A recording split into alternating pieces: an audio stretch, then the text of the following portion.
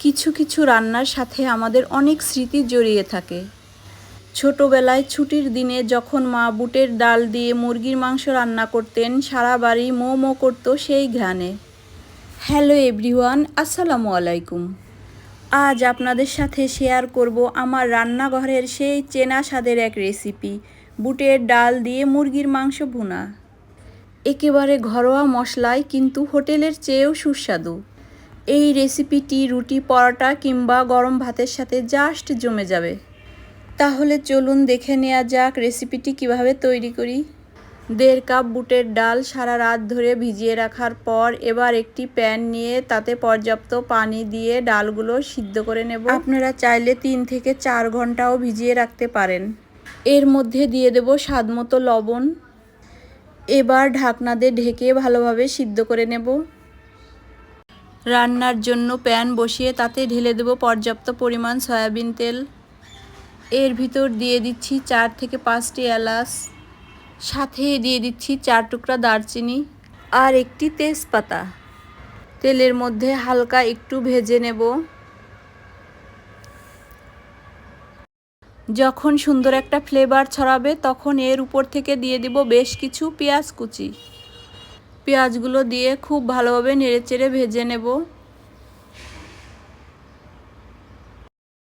হালকা ভাজা হয়ে আসলে এর উপর দিয়ে দেব স্বাদমতো লবণ। সাথেই দিয়ে দিচ্ছি 1 টেবিল চামচ রসুন বাটা।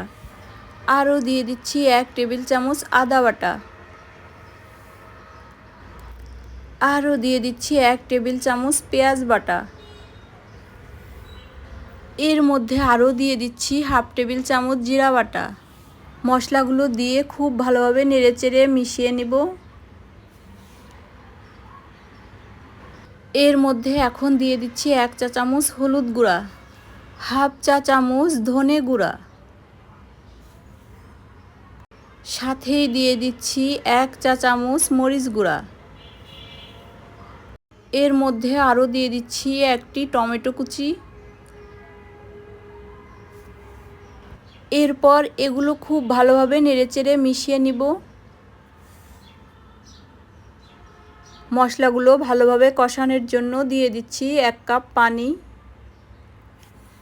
রান্নার আসল জাদু লুকিয়ে থাকে মশলা কষানোর উপর। যখনই উপর থেকে তেল ভেসে উঠবে তখনই বুঝবো মশলাগুলো খুব ভালোভাবে কষানো হয়ে গেছে। এবার এর উপর ঢেলে দেব কেটে ধুয়ে রাখা মুরগির মাংসগুলো।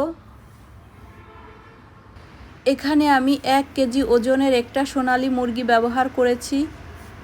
আপনারা মুরগির মাংস আরও বেশি করে দিতে চাইলে অবশ্যই বুটের ডালটাও একটু বেশি করে দিতে হবে। আপনারা ভিডিও দেখেন হয়তোবা লাইক দিতে ভুলে যান। ভিডিওটি ভালো লাগলে প্লিজ একটা লাইক দিয়ে পাশে থাকবেন, আর কমেন্ট, শেয়ার ও সাবস্ক্রাইব করে আমার সাথে থেকে যেতে পারেন।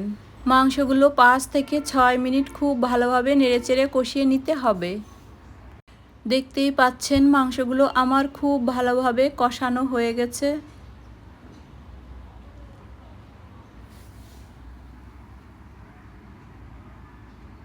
এবার কষানো মাংসগুলোর উপর সিদ্ধ করে রাখা সেই বুটের ডালগুলো দিয়ে দেব। ডাল আর মাংস যখন একসাথে কষানো হয় তখন একে অপরের ফ্লেভার খুব সুন্দরভাবে গ্রহণ করে। মনে রাখবেন কষানোর সময় চুলার আঁচটা থাকবে মাঝারি। তাড়াহুড়া করলে এর স্বাদটা কিন্তু ঠিকমতো আসবে না। মাঝারি আঁচে 10 থেকে 12 মিনিট ডাল আর মাংসগুলো খুব ভালোভাবে কষিয়ে নেব। যখন খুব ভালোভাবে কষানো হয়ে যাবে তখন উপর থেকে দিয়ে দেব পর্যাপ্ত পরিমাণ গরম পানি। আরও 5 মিনিট রান্না করার পর রান্না শেষে উপর থেকে দিয়ে দেব 5 থেকে 6টি কাঁচামরিচ। এতে করে সুন্দর একটা ফ্লেভার আসবে। নামানোর আগে আরও দিয়ে দিচ্ছি 1 চা চামচ ভাজা জিরার গুঁড়া। মনে রাখবেন এই শেষ মুহূর্তের ঘ্রাণটাই রান্নার পূর্ণতা দিবে। এই পর্যায়ে আমি আরও 2 থেকে 3 মিনিট জাল করে নেব। স্বাদটাকে আরেকটু বাড়ানোর জন্য উপর থেকে দিয়ে দেব ফ্রেশ ধনেপাতা কুচি।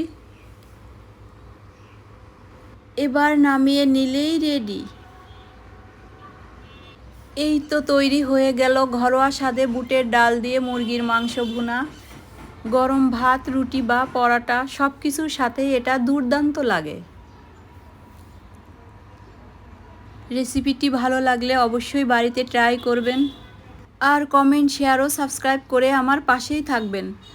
আজ আর নয়, আবার দেখা হবে পরবর্তীতে অন্য কোনো নতুন রেসিপি নিয়ে। সে পর্যন্ত সবাই খুব বেশি ভালো থাকবেন। আল্লাহ হাফেজ। আসসালামু আলাইকুম।